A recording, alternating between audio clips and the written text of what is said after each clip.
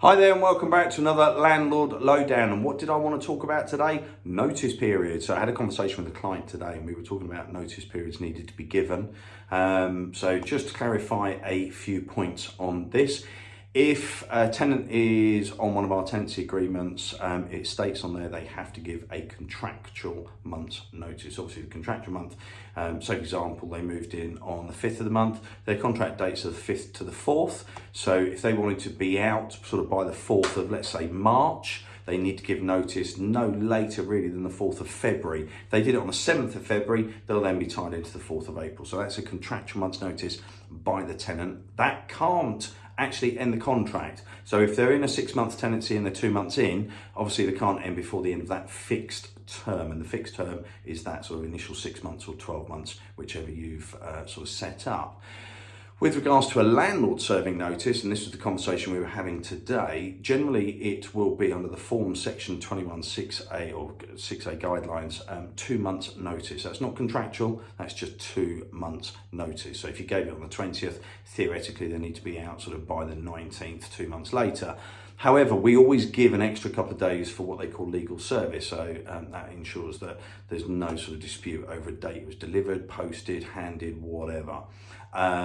You can't give that notice to end before the fixed term. So if they're on a 6-month tenancy in a month and you want to give them 2 months notice, you can't. Okay, and there are shelves live around that notice as well. We can go into that on another video. So you can't sort of ask a tenant to vacate under section 21 notice, your 2 months prior to the end of their fixed term. But again, as I said to this client today, please talk to me. I'm happy to guide you. I've got all the right information to hand. Don't go sort of assuming you can just, I suppose for want of a better phrase, kick a tenant out. We wouldn't physically do that, obviously, but it's just a word that's used.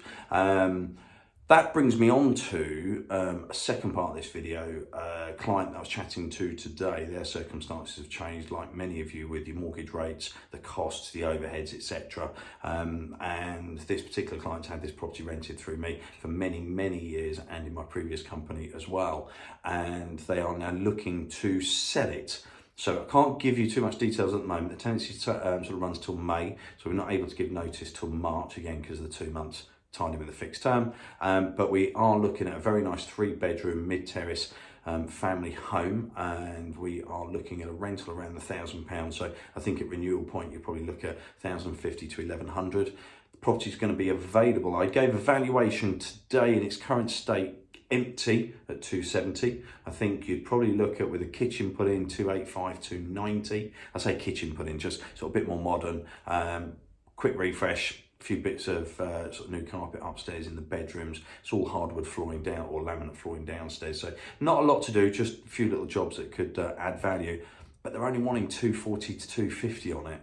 So if you are thinking, need to add another property to the portfolio, I like the 3-bedroom family homes. The tenants want to stay there as far as we're aware at the minute. We haven't had this conversation with them. So again, that's why I can't tell you too much today. But if you are interested, if you are thinking, I want to add another property to my portfolio, I'd like to buy something with a tenant in situ that's got a good history with the tenant as well, a good rent on it, and also building a little bit of equity from day one, please just give me a call as usual, 01233 501 601, and we'll see you next week. Take care. Bye-bye.